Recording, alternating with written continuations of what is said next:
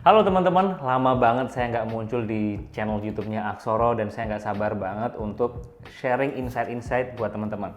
Jadi video kali ini akan sangat berbeda karena biasanya orang ngomongin bisnis atau video tutorial bisnis, how to bisnis itu kan ngasih instruksi gitu kan, ngasih perintah, kamu harus gini, kamu harus gitu gitu. Dan kadang kita bosan aja disuruh ini itu gitu kan. Nah, di kali ini saya akan share bukan perintah, tapi something yang lebih powerful ya menurut saya pribadi karena saya sendiri ngerasain manfaatnya. Jadi saya pertama tahu ini itu 2017.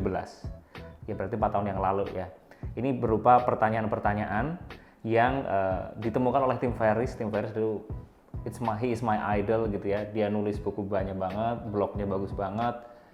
Dia suka bereksperimen gitu ya. Nah, dia melahirkan pertanyaan-pertanyaan yang ngebantu kita untuk either kita develop our own business atau kita mau ngedevelop personality ataupun skill kita gitu ya. Nah, dia punya 17 pertanyaan yang bagus banget, bikin kita terpancing untuk berpikir dan membuat kita lebih tajam gitu ya. Langkah-langkahnya nggak capek, lebih efisien. Nah, apa itu pertanyaannya? Ada 17, tapi saya akan di kesempatan kali ini saya akan share 4 dulu karena ini bagus banget.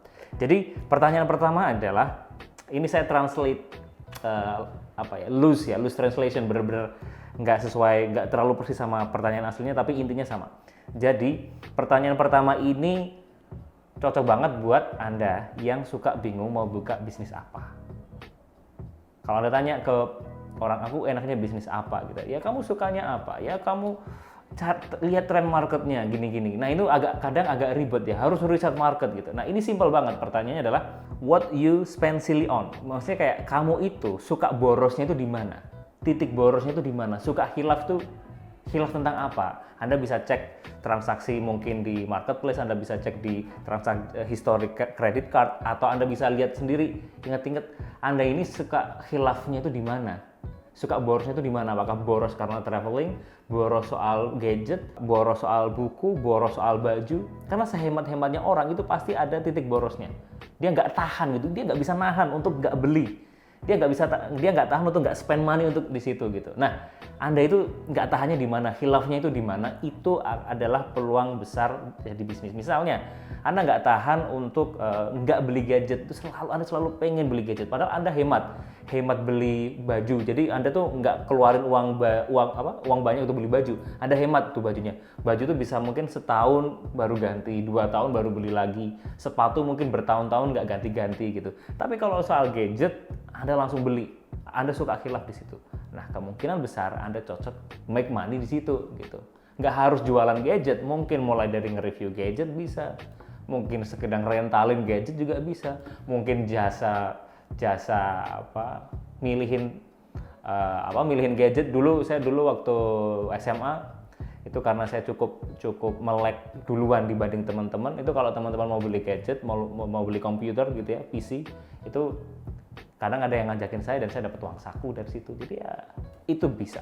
Jadi silahkan cek pertanyaannya, silahkan dijawab di kolom komentar ya. Anda itu suka khilafnya itu bagian apa? Suka boros itu bagian apa? Silahkan dijawab di kolom komentar. Yang kedua, pertanyaan ini powerful karena mendorong saya sendiri, saya ngerasain sendiri jadi lebih efisien kerjaannya, jadi lebih efektif. Pertanyaannya kayak gini, kalau Anda cuma punya waktu 2 jam dalam 1 minggu untuk mengurus bisnis, kira-kira job desk apa atau to-do list apa yang akan Anda lakukan kalau Anda cuma punya waktu 2 jam? Loh Mas, bukannya kalau ngurus bisnis itu kita harus ngeluangin waktu yang banyak? Yes, tapi jebakannya banyak orang di luar sana adalah karena merasa punya banyak waktu yang banyak, karena merasa aku harus full time ngurusin bisnis, akhirnya dia merasa punya banyak waktu. Wah, aku 24 jam aja siap nih ngurusin bisnis. Bagus nggak semangatnya kayak gitu? Bagus banget. Tapi jeleknya adalah orang yang merasa, oh aku siap kok ngeluangin waktu 24 jam, bahkan 25 jam sehari kalau ada pun saya siap untuk bisnis gitu. Kelemahannya orang-orang yang hanya semangat seperti ini adalah dia merasa punya banyak waktu. Karena merasa punya banyak waktu, biasanya jadi satu, menunda-nunda, yang kedua, ataupun dia semangat, nggak nunda-nunda, rajin, tapi semua jadi dikerjain sendiri. Bahkan termasuk kerjaan-kerjaan yang nggak penting. Yang penting kayak keisi gitu. Contoh analogi yang lain ya, kalau Anda punya, misalnya Anda pengen naik gunung, Terus dibandingkan A sama B, si A itu cuman punya satu tas kresek kecil gitu. Sedangkan si B itu punya tas backpack yang 7 kilo, masih ada temannya siap bawain yang 7 kilo lagi, masih ada kru gitu ya. Kira-kira yang lebih boros yang mana? Ya yang B. Dia akan bawa baju 10, stok makanan buat 1 bulan gitu kan. Semuanya dibawa. Tapi kalau cuma nih satu kantong, dia akan bawa yang sangat-sangat esensial. Begitu juga dengan soal waktu. Kalau kita hanya merasa, oke, kalau aku cuma punya waktu 2 jam, bahkan dalam 1 minggu ini aku cuma bisa ngurusin 2 jam. Kira-kira apa yang aku lakuin? Apa yang aku cek? Apa yang aku harus, apa? Oh, mungkin Anda akan tahu, oh berarti aku mendingan fokus di riset. Nah, tapi nanti kalau aku fokus di riset, siapa yang pegang marketing, siapa yang pegang produksi, siapa yang jagain operation? Nah, Anda akan menemukan solusinya, oh berarti marketingnya diginiin, productionnya aku lempar ke sini, operationnya aku hire ini gitu. Jadi pertanyaan yang kedua ini nge-push kita untuk bener-bener mana sih kerjaan apa, to-do list apa, posisi apa yang bener-bener akan maksimal hasilnya kalau kita yang megang, yang bener-bener ya udah, memang kita impact-nya paling tinggi itu di situ, kontribusi terbesar kita di situ, fokus di situ. Jadi itu pertanyaan yang kedua. Ini saya terapin ini, jadi ya merasakan banyak sekali hal-hal, oh ya kayaknya ini aku nggak perlu ngelakuin ini, aku nggak perlu ngelakuin ini. Jadi silahkan kalau Anda cuma punya waktu 2 jam, Anda mau ngelakuin apa untuk ngeris bisnis. Oke? Nah yang ketiga, ini cocok buat orang-orang yang perfeksionis ya, including me. I'm a big saya itu penderita kronis dulu ya kalau perfeksionis, tapi ya sekarang sudah mulai membaik gitu ya. Karena apa? Karena pertanyaan itu gini, kalau hal yang mau Anda lakuin ini simple, kira-kira wujudnya jadi apa ya? Kalau Anda mau create sesuatu dan create sesuatu itu sederhana aja, yang penting bisa dipakai, kira-kira bakal seperti apa wujudnya? Mungkin bahasa kerennya adalah MVP, minimum viable product, gitu kan. Ini kepake banget, misalnya dulu saya itu sering banget karena saya perfeksionis gitu ya, tolong dong bikinin naskah iklan yang seperti ini gitu, atau konsep campaign yang kayak gini.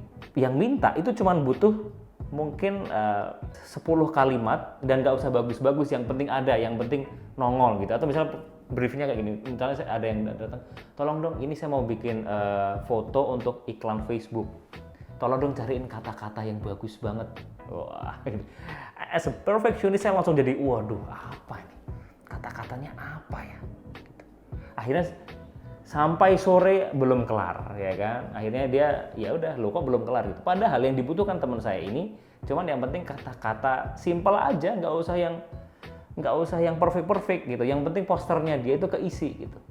Nah sama, kalau ada create sesuatu, misalnya standarnya nggak usah tinggi-tinggi gitu ya, misalnya kayak ya udah, kalau aku tuh nggak perfeksionis, kalau aku tuh orangnya pragmatis, kalau aku tuh punya deadline-nya banyak gitu, kalau klienku ataupun siapapun yang minta itu ternyata cuma butuh yang simple, kira-kira bakal sebagus apa ya?